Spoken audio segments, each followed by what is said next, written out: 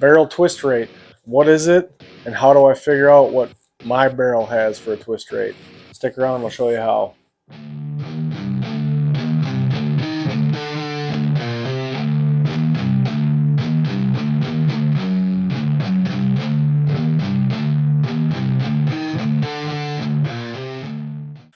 Alright guys, so in this video we're going to go over barrel twist rate. And what is the barrel twist rate, or what is barrel twist?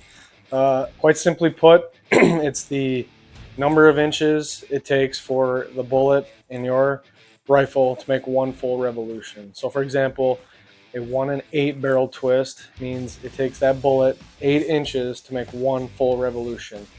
1 in 12, it's going to take that bullet 12 inches to make one full revolution. So when you hear barrel twist, that's what they're referring to. When they talk about faster twist rates, what they're saying is if you had a 1 in 10 and you need a faster twist rate, it's a smaller number from that. You need a slower twist rate, it would be a higher number than wherever you're at. So, 7, 7.5, 8 are considered fast twist. Slower would be 10, 12, so on and so forth, 14. So why would twist rate be important to know? Honestly, if you're buying factory ammo, probably not a huge deal, because rifle manufacturers and their barrel twist rates are going to be matched up with what factory ammo offerings have.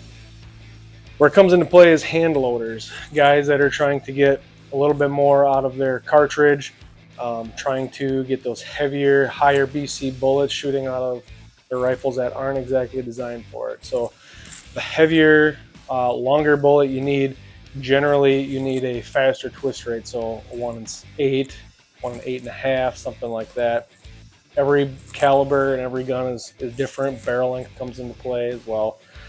So what I'm going to do today is show you guys how I quickly and easily find the twist rate in any of my guns, because I do hand load and I do want to optimize everything I can with my hunting rifles. So let's get into it. I'm going to show you the tools, the very basic tools you need. What I'm leaning on right here is a gun vise. Not a requirement, but boy, they are sure handy to have. It's an extra set of hands for you. Cleaning rod, preferably a 36-inch or longer. I prefer the one piece, and they do have a free rotating handle. Very strongly recommend you get a bore guide. I think Tipton, Shooter's Choice, who else makes these? Birchwood Casey, or there's some cheaper Amazon ones. Honestly, stay away from the super cheap $8, $9 ones.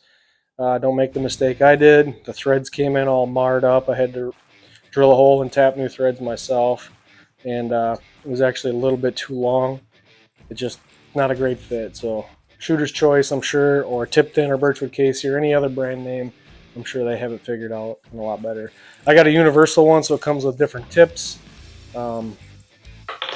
So you can spend $20 on a nice one like this, or a nice Tipton Shooter's Choice one, or you can spend up to $70, $80, $90 on a one specific to your one gun if you want, or one caliber. So that's up to you.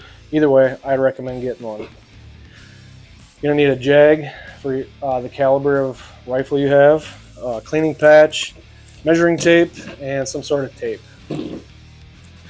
That's about it. Now let's get in and I'll show you how we actually measure this. Alright, so the first thing I'm going to do is find the right tip. If you don't have one specific to your caliber, get your universal tip and make sure that you find the smallest tip to where your jag will fit through the end of it. Once you got that figured out, assemble the rest of your bore guide and get it ready to put in your chamber.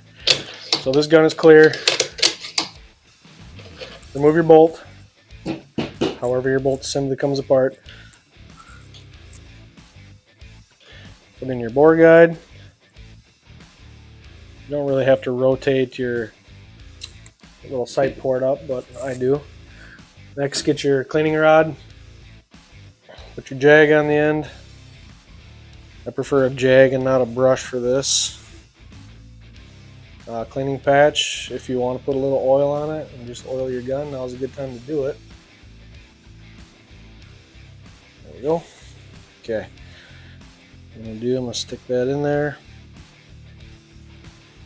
And get to, yeah, I feel a little resistance, so I'm just meeting the chamber. Okay, and now I'm in. There we go. All right. So what I like to do, a small piece of tape, inch and a half or so. Come back about 13 inches, 12, 13 inches. I think I'll go about 12 inches here. What I'm going to do is I'm just wrapping the tape around and making a little flag. Okay. And I try to make the flag straight up and down. If you can have a reference point of where the two pieces of tape come together, try to make that at the top. And I am at 12, exactly 12 inches here. And what I'm going to do is I'm going to push the rod in, and as this goes, the flag is going to spin real slowly. And when it comes back to top dead center, where it originally started from, you take that measurement.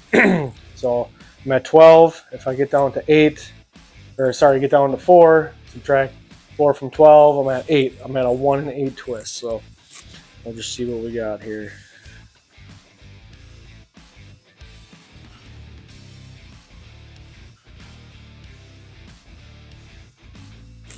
All right, full rotation, and I'm at 2.5.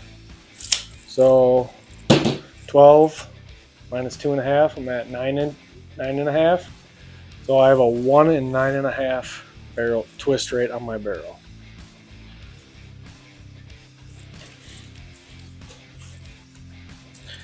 Pop your tape off, push that all the way through. You see why we want the 36-inch or bigger cleaning rod. That way it comes out at the end. Remove your patch and bring her back through. And that's it. It's as simple as that. Alright, just a quick side note on the twist rates and the calculators. Berger makes a great tool. I highly recommend going to their site or just googling twist rate stability calculator, and Berger should be the top one that pops up. Now, this is going to be geared more towards the hand loaders, because you're going to need some bullet information that may not be easily or readily available online or even on your box of ammunition. So in this case, if I were to hand load my Tikka T3 and 7mm, which is 0.284 inches, you'd have to select the bullet, and the bullets that I have on hand are going to be the Hornady SSTs. And if you need more information on that, you can go right to the Hornady website. I have the 139 grain SST. Click on it, boom, brings you right to all the information you need on that bullet. Once you take that, gather that information, you're looking for, I think it's G1 ballistic coefficient, in my case 486. That typed in caliber, the grain, bullet length. This is the hard part that's not readily available. You literally have to take a caliper and measure that. Muzzle velocity, that's going to be in a hand loader's book, or what a velocity you're shooting for. Barrel twist rate of the barrel you have, which we just finished measuring. Ours is 1 and 9.5. The temperature is not critical. Just put whatever.